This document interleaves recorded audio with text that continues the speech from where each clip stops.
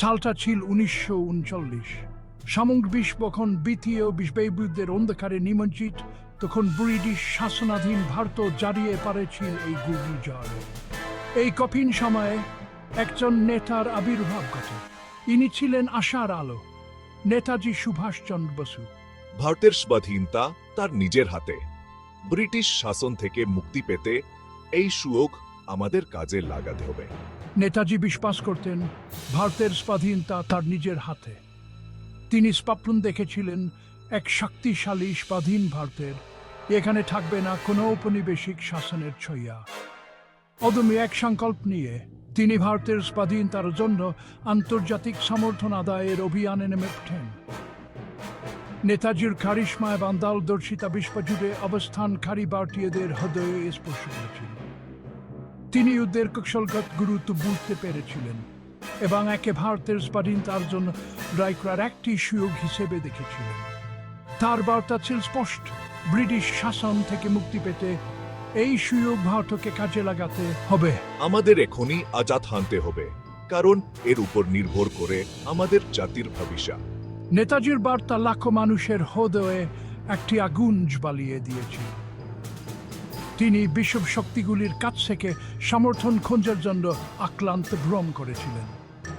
তার প্রচেষ্টা তাকে জার্মানি এবং পরে জাপানে নিয়ে আয়। এখানে তিনি এমন মিট পেয়েছিলেন যারা একটি স্বাধীন ভারতের তার স্বপ্ন ভাগ করে নিয়েছিলেন।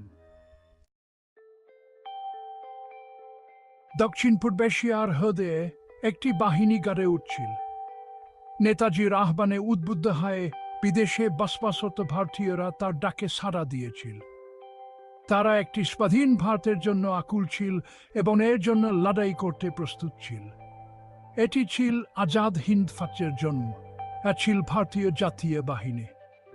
আজাদ হিন্দ ফৌজ কেবল একটি বাহিনী ছিল না, এটি ছিল আশার প্রতীক। এটি একটি স্বাধীন ভারতের প্রতি ভারতীয়দের অবিচল আকাঙ্ক্ষাকে প্রতিনিধিত্ব করেছিল। একটি সাধারণ স্বপ্ন দ্বারা একত্রিত পুরুষ এবং মহিলারা এর সাথে যোগ দিয়েছিলেন। তারা সমাজের সকল স্তর থেকে এসেছিলেন। তাদের মাতৃভূমির জন্য সবকিছু উৎসর্গ করতে প্রস্তুত। আমার সৈনিকরা, আমার সহযোদ্ধারা, আমরা একটি মহান উদ্দেশ্যে লড়াই করছি, আমাদের জাতির ভবিষ্যতের জন্য। নেতাজি তাদের মধ্যে গর্ব, শৃঙ্খলা এবং অটল দেশপ্রেমের ভাবনা জাগিয়ে তুলেছিলেন। তিনি তাদের আমার সৈনিক, আমার সহযোদ্ধা বলে সম্বোধন করে তাদের হৃদয়ে একটি আগুন জ্বালিয়ে দিয়েছিলেন।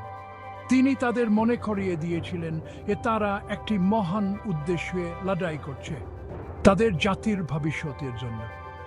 নেতাজির নেতৃত্ব আজাদ হিন্দ ফৌজকে একটি দুর্দান্ত বাহিনীতে পরিণত করেছিল। তারা কঠোর প্রশিক্ষণ নিয়েছিল, তাদের মনোবল ছিল উচ্চ, তাদের সংকল্প ছিল অটুট। তারা অত্যাচারের শিকল থেকে মুক্তি পেতে এবং বিশ্বে তাদের যোগ্যস্থান দাবি করতে দৃঢ় প্রতিজ্ঞ ছিল। নেতাজির কৌশলগত কমান্ডে আজাদ হিন্দ ফৌজ ব্রিটিশ বাহিনীর বিরুদ্ধে সাহসী আক্রমণ শুরু করেছিল। তাদের উদ্দেশ্য ছিল ব্রিটিশ শাসন থেকে ভারতকে মুক্ত করা, যার শুরু হবে উত্তর পূর্ব থেকে। তাদের একটি শক্তিশালী শত্রুর মুখোমুখি হতে হয়েছিল, তবুও তাদের সাহস কখনো ক্ষুণ্ণ হয়নি। তাদের সবচেয়ে গুরুত্বপূর্ণ অভিযানগুলির মধ্যে একটি ছিল ইম্ফল কোহিমা আক্রমণ। জাপানি বাহিনীর সাথে মিলিত হয়ে আজাদ হিন্দ ফৌজ ব্রিটিশদের বিরুদ্ধে বীরত্বের সাথে লড়াই করেছিল।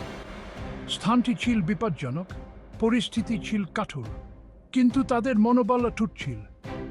তারা বীরত্বের সাথে লড়াই করেছিল, প্রতিকূলতার সম্মুখীন হয়ে তাদের সীমাকে অতিক্রম করেছিল। তাদের বীরত্ব সত্ত্বেও আজাদ হিন্দ ফৌজকে অনেক প্রত্যাহ্বানের সম্মুখীন হতে হয়েছিল।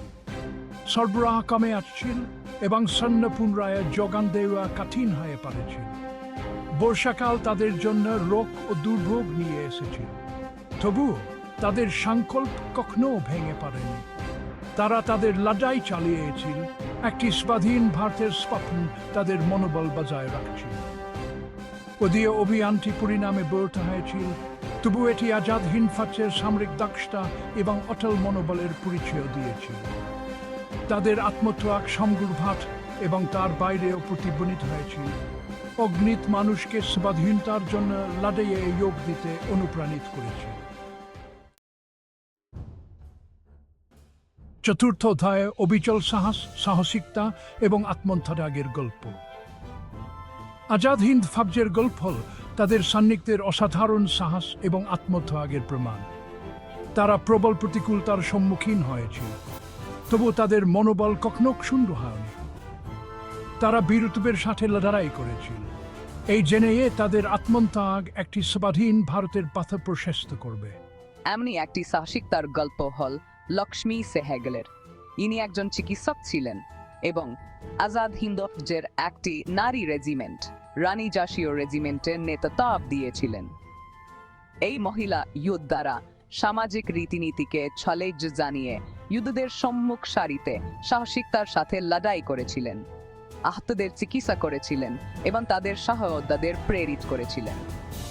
আজাদ হিন্দ ফৌজের ইতিহাসে অগণিত এমন সাহসিকতা এবং আত্মত্যাগের গল্প রয়েছে। সৈনিকরা অবিচল সাহসের সাথে লড়াই করেছিলেন, এমনকি যখন তারা জানতেন তাদের পরাজয় অনিবার্য।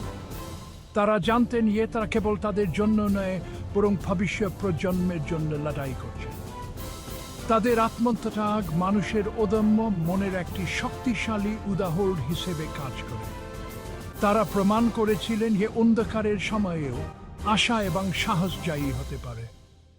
তাদের গল্পগুলি আমাদের প্রেরিত করে স্বাধীনতার সন্ধানে যারা আত্মত্যাগ করেছিলেন তাদের কথা মনে করিয়ে দেয়। পশ্চিমবঙ্গে স্বাধীনতার বীজ, ভারতের স্বাধীনতা সংগ্রামে প্রভাব। আজাদ হিন্দ ফৌজ হয়তো তাদের তাৎক্ষণিক উদ্দেশ্য অর্জন করতে পারেনি, যা ছিল ভারতকে মুক্ত করা, কিন্তু ভারতের স্বাধীনতা সংগ্রামে তাদের প্রভাব ছিল। তাদের আত্মত্যাগ দেশে লাখো মানুষের হৃদয়ে একটি আগুন জ্বালিয়ে দিয়েছিল। ব্রিটিশরা আর ভারতের জাতীয়তাবাদের জোহারকে অগ্রাহ্য করতে পারছিল না। দিল্লির লাল কিল্লায় বন্দী আজাদ হিন্দ ফৌজের সৈনিকদের বিচার অসন্তোষের আগুনে আর গিট ছেলে দিয়েছিল। ব্রিটিশ সরকার তাদের বিশ্বাসঘাতক হিসেবে চিত্রিত করা চেষ্টাটা চালিয়েছিল, তা বিরাটভাবে বোধ হয়েছিল। ভারতীয় জনগণ তাদের নিছক হিসেবে দেখেছিল, যারা ব্রিটিশ সাম্রাজ্যের শক্তিকে চ্যালেঞ্জ জানানোর সাহস দেখিয়েছিল। আজাদ হিন্দ ফৌজের সৈনিকদের প্রতি একাত্মতা প্রকাশ করা হয়েছিল। ব্রিটিশদের কাছে একটি শক্তিশালী বার্তা পাঠিয়ে দিয়েছিল, স্বাধীনতার জন্য ভারতের দাবি আর চাপা রাখা যাবে না। আজাদ হিন্দ ফৌজের আত্মত্যাগের মাধ্যমে স্বাধীনতার বীজ বপন করা হয়েছিল, অঙ্কুরিত হতে শুরু করেছিল। আজাদ হিন্দ ফৌজের মনোভাবকে বল ভারতের মাধ্যমে প্রতিধ্বনিত হয়নি, বরং আন্তর্জাতিক স্তরেও এটি প্রভাব ফেলেছিল। স্বাধীনতার জন্য তাদের সংগ্রাম অন্যান্য ঔপনিবেশিক রাষ্ট্রগুলিকে উত্থিত হতে এবং বিশ্বে তাদের যোগ্য স্থান দাবি করতে প্রেরিত করেছিল।